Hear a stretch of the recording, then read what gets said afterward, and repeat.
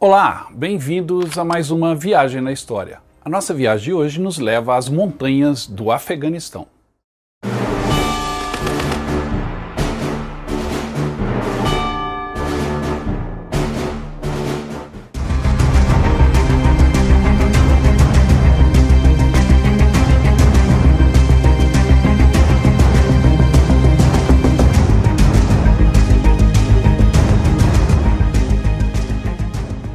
Antes da gente começar a subir as montanhas e entrar nos vales do Afeganistão, não se esqueça de dar o like nesse programa, se inscrever no canal se ainda não está inscrito e deixar o seu comentário ao final.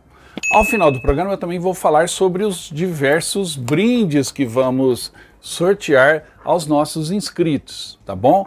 Então aguarde até o final e vou falar um pouquinho desses brindes. Obviamente, o tema do Afeganistão está em voga, está na moda, e não é à toa, porque as coisas estão acontecendo lá muito rapidamente.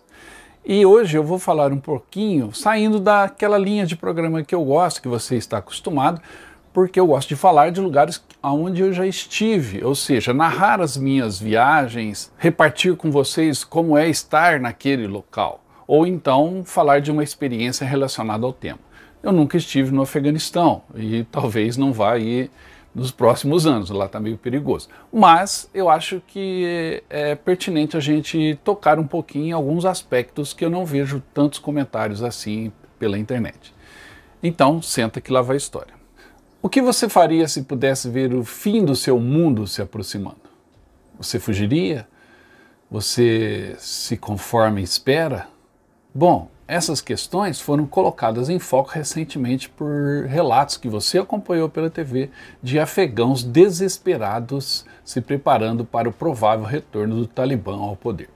Mas como o Afeganistão chegou nessa situação, já que ele é considerado por muitos como o cemitério dos impérios, ou seja, um país impossível de ser conquistado?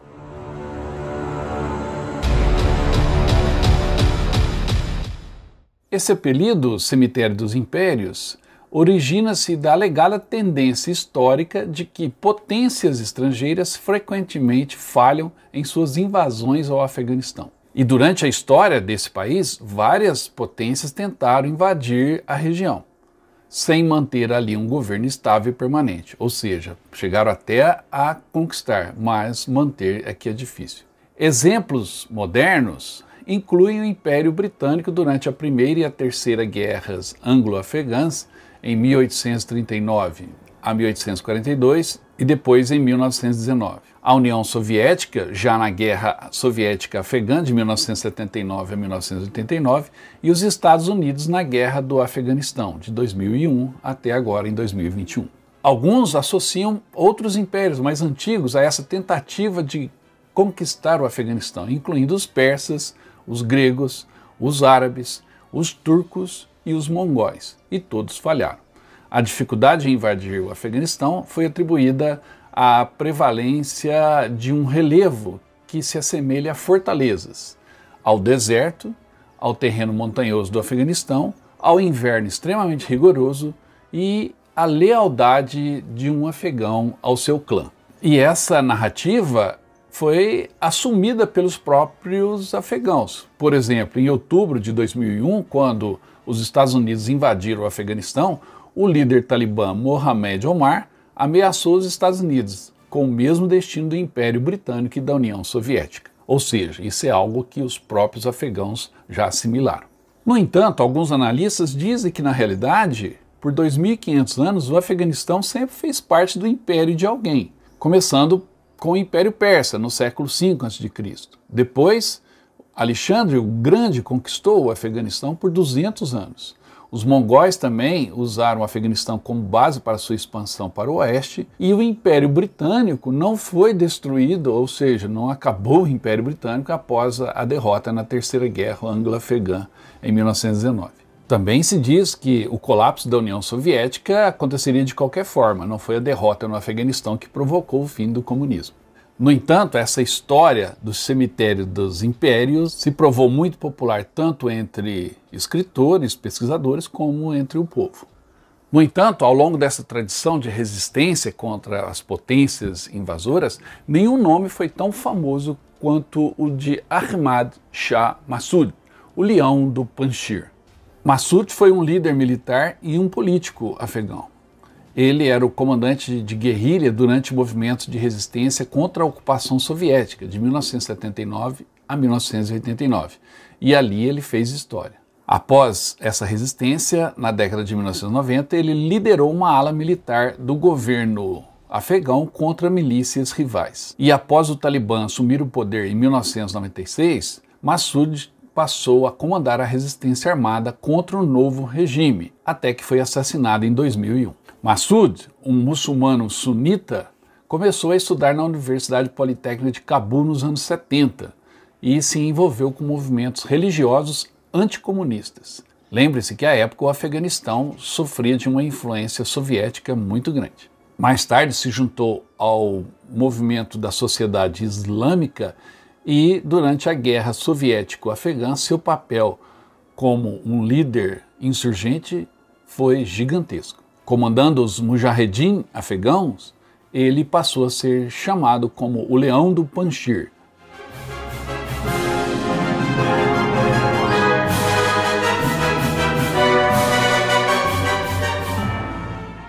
Esse nome, o Leão do Panjshir, vem do Vale do Panjshir, que é uma região do Afeganistão muito difícil de ser acessada e muito difícil de ser conquistada. O Panjshir é o coração da resistência afegã, até contra os próprios afegãos, como agora os talibãs estão provando pela segunda vez do que é lutar contra os Mujahedin do Panjshir. A diferença entre Mujahedin e Talibã é muito grande. Os Mujahedin são guerrilheiros que resistem contra as forças opressoras que tentam conquistar o Afeganistão. O Mujahedin é muito mais um guerreiro que defende o seu território, a sua pátria, do que um fanático religioso, embora ele tenha a religião muçulmana como credo principal.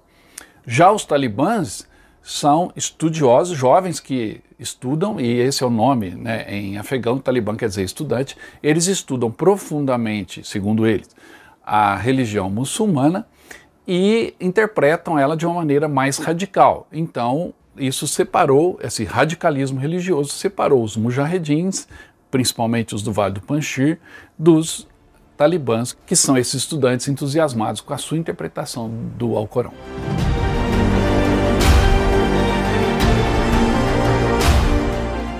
Mas o maior sucesso do Leão do Panjshir foi a resistência com sucesso aos soviéticos. Ao impedir que eles tomassem o Vale do Panjshir, imobilizou diversas tropas de elite soviéticas, impondo a eles uma dura derrota. Essa luta foi travada no contexto da Guerra Fria e as forças soviéticas lutaram ao lado das tropas do governo marxista-comunista da República Democrática do Afeganistão contra os guerrilheiros mujahedins apoiados por diversos países.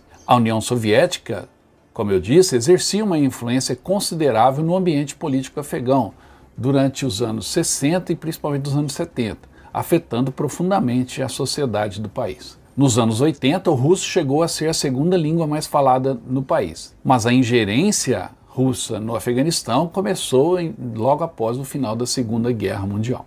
A cooperação militar se intensificou nos anos 70, com os soviéticos enviando conselheiros militares especialistas e financiando diversas obras de infraestrutura, e construindo também a Universidade de Cabul e o Instituto Politécnico, hospitais, usinas de energia e escolas. Professores russos foram enviados para dar aulas no Afeganistão, ensinando sua língua e costumes. Com isso, obviamente, essa russificação do Afeganistão levou a uma dissidência por parte dos mujahedins. Durante o ano de 1979, o caos se instaurou pelo país e começou a gerar situações causando desconforto diplomático entre Estados Unidos, União Soviética e Afeganistão. Em 27 de dezembro de 1979, tropas soviéticas comandadas pelo general Sergei Sokolov entraram no Afeganistão. A força de invasão inicial continha 1.800 tanques, 80 mil soldados de infantaria e 2.000 veículos blindados. Na semana seguinte, a Força Aérea Soviética já tinha feito mais de 4.000 voos sobre Cabul. Ao todo, mais de 100 mil militares soviéticos participaram dessa primeira onda de invasão.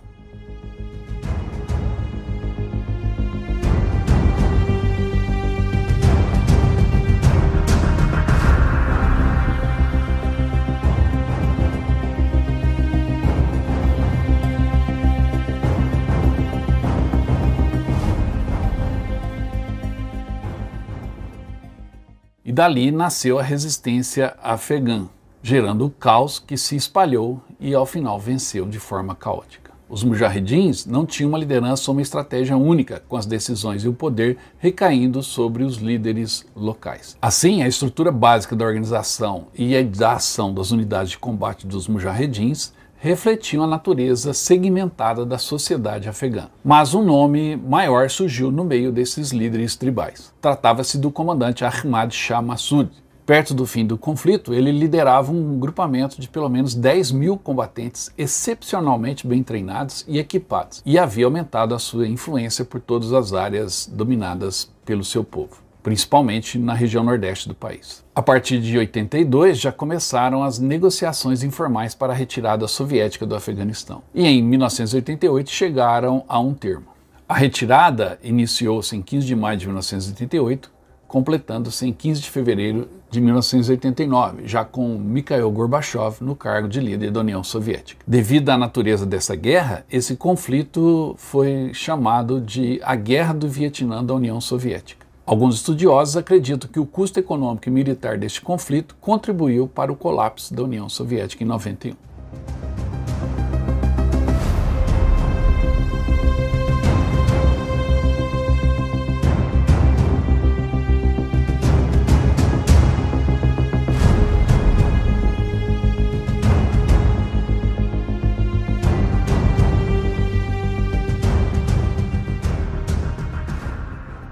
Massoud participou ativamente dessas negociações e em 1992 ele assinou o Acordo de Peshawar, um acordo de paz e divisão do poder nesse período pós-comunista do Estado Islâmico do Afeganistão, chegando a ser então empossado como ministro da Defesa, além de ser líder militar do governo. Alguns fundamentalistas tentaram tomar o poder e Massoud defendeu Cabul contra esses senhores da guerra que ameaçavam a cidade.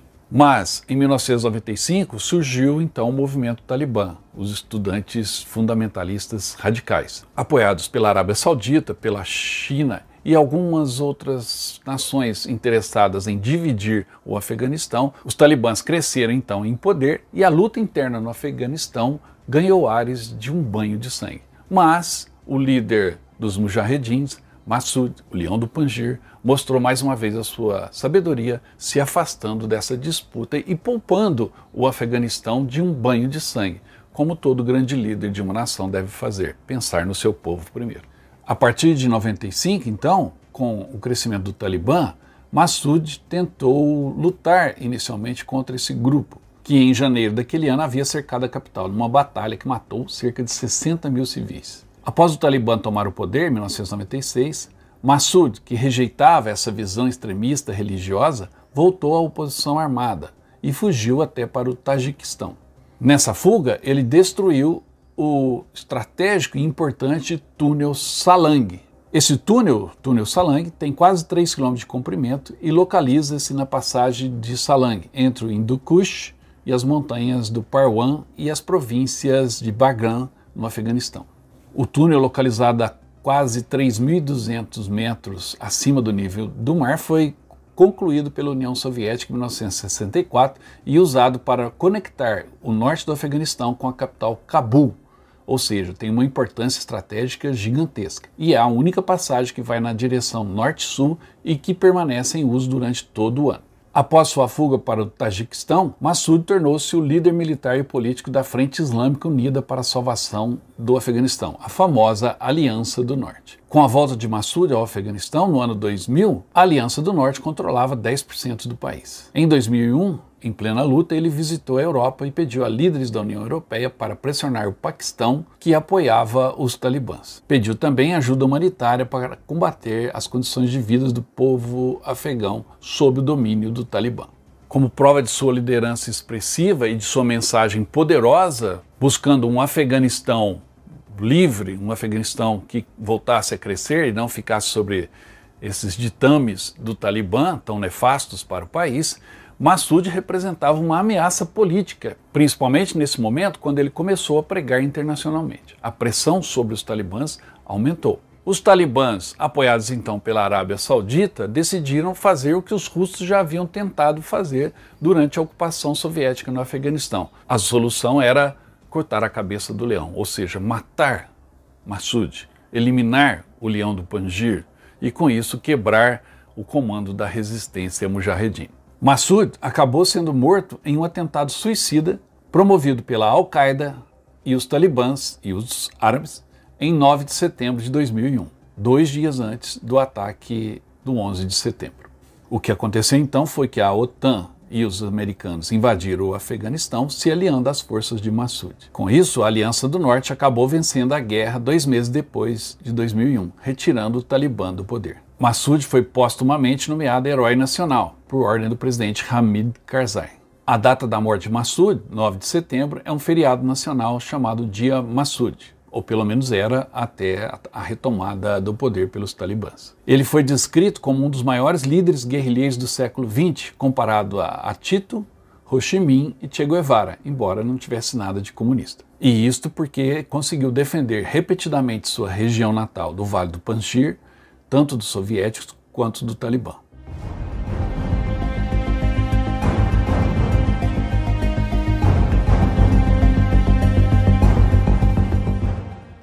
O filho de Massoud, também chamado Ahmad Massoud, hoje lidera a resistência Mujahedin afegã contra os talibãs nesse novo momento em que vive o Afeganistão. Esperamos que ele tenha a mesma força do leão do Panjshir. Isso tudo comprova aquela tese de que o Afeganistão é um país muito difícil de se conquistar, por 3 motivos. Primeiro, porque o Afeganistão está localizado na principal rota entre o Irã, a Ásia Central e a Índia.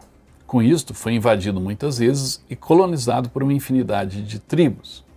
E isso desenvolveu no povo um espírito guerreiro de resistência. Como consequência, entra o segundo fator, onde essa situação de resistência contínua levou quase todas as vilas ou casas a serem construídas como uma fortaleza, que eles chamam de Kalat. E em terceiro lugar, o terreno físico do Afeganistão torna a conquista e o governo extremamente difíceis, fortalecendo as lideranças tribais regionais. O Afeganistão é dominado por algumas das montanhas mais altas e mais recortadas do mundo, incluindo aí o Hindu Kush, que domina o país e atravessa o centro e o sul.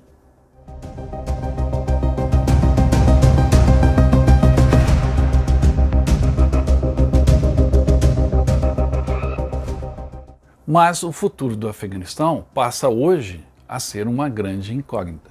Serão os talibãs agora os novos senhores do poder?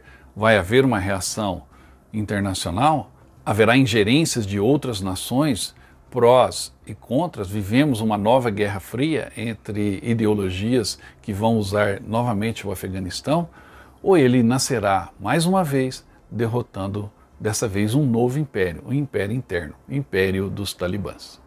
E essa preocupação com o futuro do Afeganistão cresce ainda mais quando vemos essas imagens recentes que mostram os talibãs se apossando de material bélico, armamento e até dinheiro deixado para trás pelos americanos em fuga, ou então pelos afegãos que deveriam defender o país. Sem sombra de dúvida, uma imagem ameaçadora e assustadora.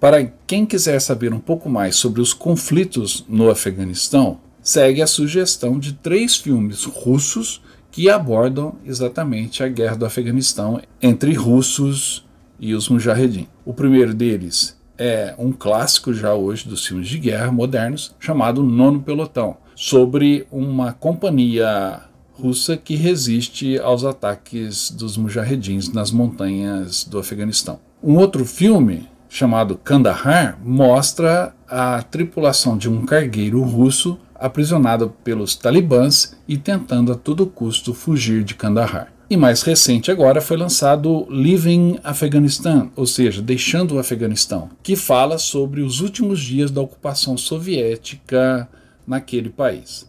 Esses 3 filmes são muito interessantes e nos ajudam a compreender um pouco mais sobre a luta no Afeganistão. Espero que vocês tenham gostado do programa. Se gostaram, dê um like, deixe o seu comentário ao final e se inscreva no canal se ainda não está inscrito. Se você fizer tudo isso, vai concorrer esse mês ao sorteio dos nossos brindes, começando pelo livro do Nestor Magalhães, de Guadalcanal a Creta. O Nestor é aquele militar que viaja por campos de batalha, memoriais. Nestor, quero ver você ir no Afeganistão para escrever um livro também, tá bom? Então, esse livro é muito bom, de Guadalcanal a Creta. Também você vai concorrer à revista editada pelo Primage Mantove, Os Reis do Western, que fala sobre Roy Rogers, o grande cowboy dos anos 50, 40. Você concorre a um avião para você montar um plastimodelo da Revell oferecido pela Hobbycraft. O avião é o do Barão Vermelho, o Fokker DR-1, que você vai ter o prazer de montar se for sorteado. Concorre também ao chocolate que o Han trouxe lá da Holanda pra gente, o Choca-Cola, o chocolate do paraquedista alemão, aquele chocolate que vai te dar bastante energia, e uma camisa do Viagem na História. Tudo isso pode ser seu.